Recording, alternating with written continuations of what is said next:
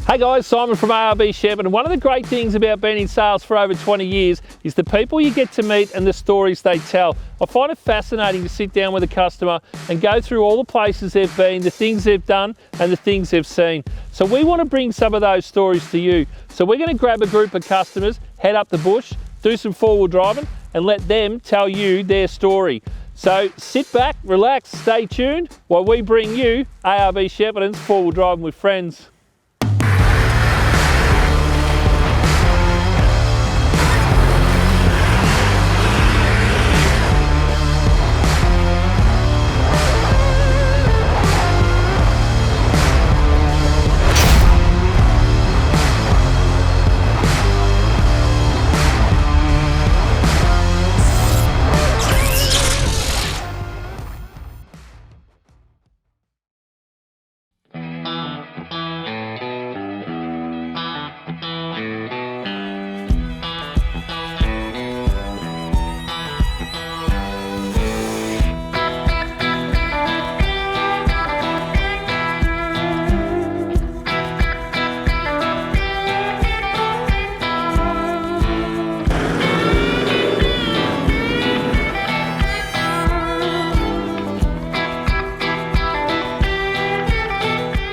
Hey guys, Simon from ARB Shepparton and welcome to another episode of ARB Shepparton's Four-Wheel Driving with Friends. On today's episode, our customer, when he was growing up, didn't know what the Australian bush looked like or the four-wheel drives. So let's hear his story. Welcome aboard, Zonk Tremper. How are you, Zonk? Really well, Simon. How are you doing? I'm very well, thank you, mate. Very good. Thanks for having me. No worries. So Zonk, tell us where it all began, mate. Where did you grow up? And I grew up in a small village in Germany, about an hour drive from Hamburg or so, and came to Australia 20 years ago almost, when I was 23. Had sort of been in a relationship between Paris and Hamburg with someone, and we sort of figured we might as well hop to Australia. I had no idea we were going to land, thought it was all red sand and kangaroos, and we landed in Parramatta. It wasn't quite like that. No kangaroos in Parramatta, No mate. kangaroos in Parramatta. No, fantastic. So what did you do? Did you go to school in Germany, or did you? I was going to uni at the time, and Yeah. I was studying economics, and figured might as well do that in a nicer climate somewhere. And the Olympics had just been on, and so we sort of figured, this seems like a great place to be, and so we just signed up and got a university spot. And within a month, we had our backpacks on, and off we were. Knew no one, knew nothing, and arrived here. Yeah, that's how it worked. Yeah. Fantastic. So tell us a little bit about what you do now, as in what. What's your background in employment and stuff? Yeah, right. So I spent the last 10, 15 years or so working in healthcare. 15 years, I'd say, working in healthcare, particularly in public health, and running health organisations at times. And so now I run a small consultancy that consults to community organisations and healthcare organisations, and we enjoy that. So Shepfest is something that we run, for example. But I also run a small micro charity, if you want. We're brand new. We set up a small charity called GIZ A BREAK last year. It's a registered health promotion charity, and we run off-road adventures, and into that we package sort of mental health and resilience work. Yeah. Oh, that's fantastic. So what brought you to our area? What brought you to the Shepparton area, and where did that start? Oh, it's just like, topsy-turvy sort of life roller coaster stuff, I don't really plan ahead too much because I reckon you can't control life, and so that's how that happened too. My dad was getting really sick overseas in Germany. My wife says, just quit your job, go over there, be with him for the last weeks of his life. And I did. While I was over there, I got a call. We lived in Melbourne at the time. I got a call from an outfit in Shepparton saying, oh, we need an executive. Can you help us out? We heard you need a job when you come back. Can you help us out for a few months? And if you like it, stay. And we loved it. Stayed. Loved it. And that's how it began. That's 6 years ago now. That's how Shepparton began. So you obviously love your four-wheel driving now. What was the first four-wheel drive that you ever had, or? First four-wheel drive wasn't a four-wheel drive. So the first four-wheel drive I had was a Triton that I jacked up, put a bull bar on, put a canopy on, and it looked like a real tough beast, but actually it was only a two-wheel drive. But you'd be surprised what you can do with a two-wheel drive when you put your mind to it. Yeah, for sure. All right, Zonk, so we started off with a two-wheel drive Mitsubishi Triton. So what came after that? Well, I think the Triton we really bought because we loved camping, and we'd been camping a bit, but we were going more and more sort of off-grid camping. So we set the Triton up for that. But then as that sort of became more and more, the two-wheel drive just didn't quite cut it. And so an Amarok came along. So I bought it across the road from you, and got it over to you. And then we kitted it out with all sorts of Gizmo. I spent, I don't know, 30 grand on that car, I think, in addition to what was on there, or a okay. bit more even, I think. Yeah. And it turned out into quite a touring weapon, and I really enjoyed the Amarok. Really loved it. But then we did the Simpson Desert trip a couple of years ago, and two of my mates, there were 3 Land Cruisers, 2 200 series and 179. And when it came to, and the Amarok did it, no dramas, the shocks were great, everything worked fine. But when it came to Big Red, the straight line up, the cruisers were just walking up it, just flogged it up them, and I just ran out of guts. 2-3 minutes from the crest, the Amarok in a manual just didn't have enough. And so I saw the 79 and loved it. So I had a chat with Doily, who you guys think also know, and about it, and I had a chat with my wife. We just set up our own company. Company was doing well, we were making good money, and she goes, just do it. So I just, within 2 weeks, I had a Sandy Torp ordered. And then there was 6 months wait that they didn't tell me about. and that's then this beast here. I clocked it in Wollongong, had 21,000 kilometers on the clock. And we just went up there, picked it up and straight back home. And then we started doing some work on it. You've also got another one that you use as well. Yeah, 120 series Prado, which we call it the point and shoot. Because that's what it is, it just walks up everything. So you did mention trips, that you've been on a couple of trips. So what's some of your most memorable trips that you've been on? And 2 years ago, Simpson Desert, just with a group of mates, was just brilliant. What an experience that was. September, October that was. Already warm during the day, cool at night, just great driving. And then last year, just a family, we did Cape York and Old Telegraph Track, and that was just phenomenal, just phenomenal. all right, Zung, so what would be, at this stage of your life, what would be the most memorable four-wheel drive experience you've had? So 2 years ago, I sort of had the idea of connecting, passion for four-wheel driving and for touring with my background in health promotion, public health. And we set up a charity, it's a registered health promotion charity called GIZ A BREAK. And the idea of that is to do resilience stuff and mental health stuff with young people in particular at the moment, but hopefully other people sooner too. That is wrapped up in a four-wheel drive off-road touring format, which makes it much easier to engage with people. Because you share a car, you talk. So my best experience, I reckon, is every single one of these trips. We take kids out. We tend to take up to 10 kids out, sometimes 11, usually around the 7, 8, 9. And we run a 4-day trip. The first trip that I did with my mate Dan, who I started the charity with, and my friend Kirsten, who was a social worker, was just a blast because we had just gone through registration of the company, charity, and insurance, which was a big deal. And then we were about to pick up our first group from Hay, up in the Riverina, and take them out. We were crapping ourselves. I can't, there's just no other way of saying it, because we're doing something that we had worked really hard for and that we didn't quite know how it's going to go.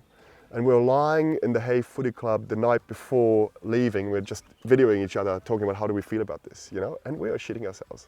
Kid you not. But then we pick up these girls, first group, and they're all excited. They have been on drought-affected farms, and all that's seen is dust. And we take them down to the high country. There's green grass, there's mountains, there's waterfalls, and seeing their faces, that's what a four-wheel drive can deliver. And I think that is hands down the best experience, seeing someone else's face just light up when they're doing stuff that they've never done before. Yeah, absolutely, hands down. Awesome. So Zung, obviously GIZ A BREAK is a big thing for you. You can see your passion for it. Can you go into a little bit of in-depth for us and tell us what the real roots are of the project? Yeah, you're not wrong. It's a passion project, that's for sure.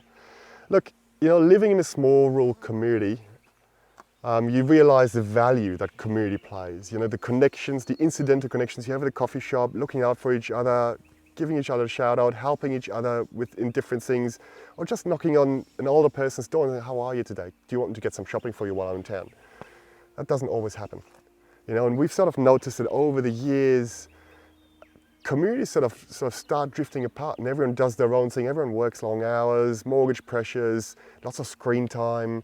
And so that community connection seems to be missing a little bit. And I thought, look, we've got some skills in health promotion, which is a theory that you use to build initiatives that make change happen, particularly around health.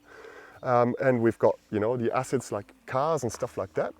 Why don't we just put our passions, and Dan's a mad fisher, why don't we put our passions to use and actually make a difference and build some of those connections in our community, particularly with young people.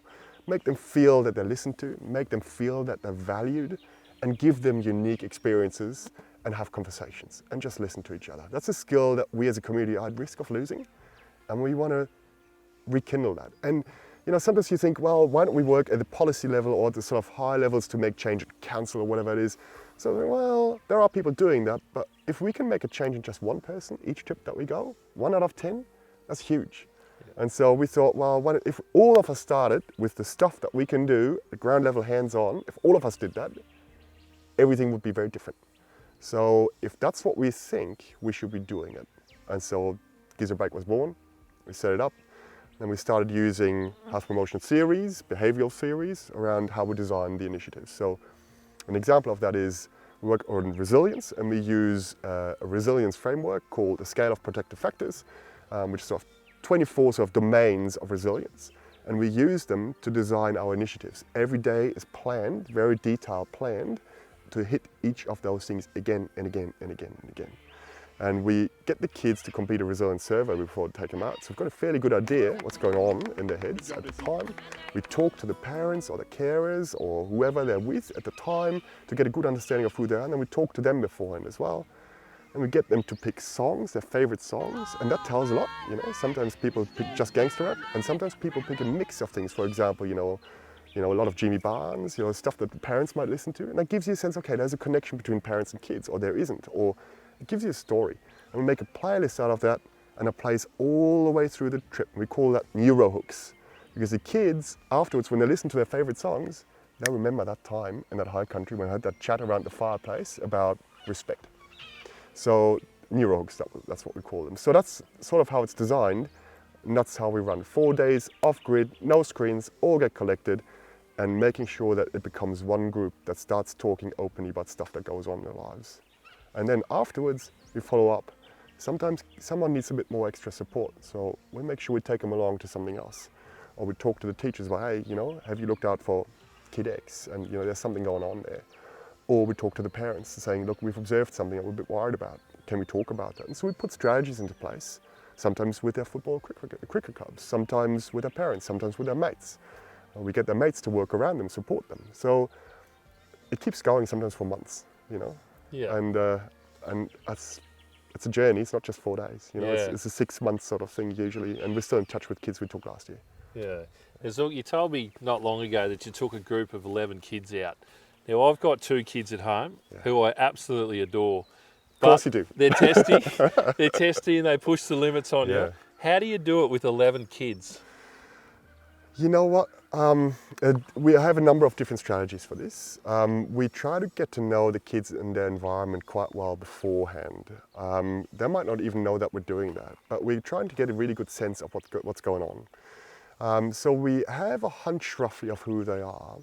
And then the first day we keep them busy until about 1 o'clock or 2 o'clock. Then we arrive at camp early. And then we just sit. We've got games stuck in the cars, but we don't give them to them. And we just sit, and we've got fishing rods they can use. We've got everything that is accessible to them. And then we just wait to see what happens. And so usually they hang around like bad smell for half an hour, not knowing what to do, getting grumpy and getting edgy and all of the sorts of. But then there will be one person who says, let's go fishing. Let's go for a swim. Let's do this. Let's kick a footy. And all of a sudden, everyone starts getting engaged. And so we then have a hunch, okay, this is how that dynamic works.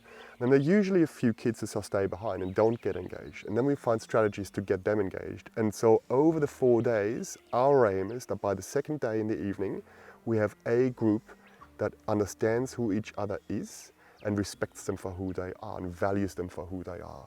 The moment that happens, you've got one group. And the conversation changes completely. From showing off and being boisterous and full of testosterone to actually wanting to talk about stuff that matters. And on the third day, that's all we do. From morning to evening, that's all we do. We've got a few sort of gimmicks that we build into it, of course. In the mornings, we make them look out for resilience building factors, social skills, social support, planning, prioritizing behavior, and goal efficacy. And we make them in the evening nominate someone in their group, can't be one of us, who did something that really was good. So the boys are usually quite bad at that first. They get better and a bit ashamed first to pick something good. They're good at putting each other down. The girls are much better at that. But we start them to get looking out for those kind of things. And then someone gets a prize, it's like a gimmicky prize, like a crown or a hat or, you know, something stupid, has to wear it the next day. So it's not the hat of shame, but it's the hat of honor. Yeah, And so that's what we do. And we do, you know, best part of the day, sort of just to get good stuff going. And then on the third night, we do gratefulness. Not about big stuff in the world, but small stuff. You know, I saw a really nice fairy wren today, or got to see a bush turkey that I didn't expect to see, or whatever it is, just small stuff. And or I really enjoyed the waterfalls. And actually, you find that the boys are not so good at looking out for small stuff like that, but that's important, because when the chips are down, when you might know this, you know, we all have our down times, and sometimes it's really hard to find good stuff around you. But if you pick just the small things, things shift over time. You just keep focusing on the small good things, and things will shift, and then you can start seeing the bigger picture again. So we try to train them at that. So doing all of those kind of things shifts the tone in the conversation from testosterone competition to togetherness and actually wanting to talk. And day 4, as we drive out, everyone's totally relaxed, half falling asleep in the car because they're pooped. We walk them, we hike them, we do all sorts of stuff with them to make them tired as well. Yeah. But that's on that drive, that's where we have some really important conversations. For example, someone's feeling that they're getting bullied at school, and we ask some of their mates who might have come along saying, have you noticed that, and how do you feel about it, and what do you do? How do you protect, how do you support your mate, you know? That's our strategies around that. And then we follow up afterwards. So all of that, I think, works. And back to your first question, how do we make that happen? We believe that everyone deserves our respect. So we don't believe in someone has to earn my respect. And the young ones know that, because they're not used to that. They're not used to being respected or valued or listened to. But when they come on board and we're just open with them, you know, just the way that they're open with us, we want them to be open, we're open back. We share our story too. And then they'll feel, oh, that's different. And then everything changes. You know, the first hours of testing, and then when they realize, oh no, I don't, this is different. And then they relax. And it happens. Yeah. That's how we do it. It doesn't always work on the first day, sometimes second day, sometimes third day, but always happens. Sounds like a absolute unbelievable charity that you've got going. It's fantastic. We know it's a great cause. That's why we love to get in and try and help you when we can. Oh, you do, mate. And you know, the kids obviously enjoy it, especially the four-wheel drive side of it as well. Yeah. It sounds like they're having a lot of fun without even knowing, and they're learning life skills and everything on the way. So, look, listen, I just wanted to say also the support that we get from you guys. You know, sometimes in material ways, but mostly also the recognition that this is a good thing to do. And you know, this, for example, is just awesome. You know, thank you so much. It means the world to us, because sometimes you sort of think you're running up against a brick wall when you're trying to do something different. And having people who sort of go, that's a great idea. That's awesome. So appreciate that. Thanks very much for coming along, mate. It's been an absolute pleasure to have you. So guys, stay tuned next week for another episode of ARB Shepparton's 4-Wheel Driving with Friends. And remember, ARB Shepparton, 180 Benalla Road. We'll see you there.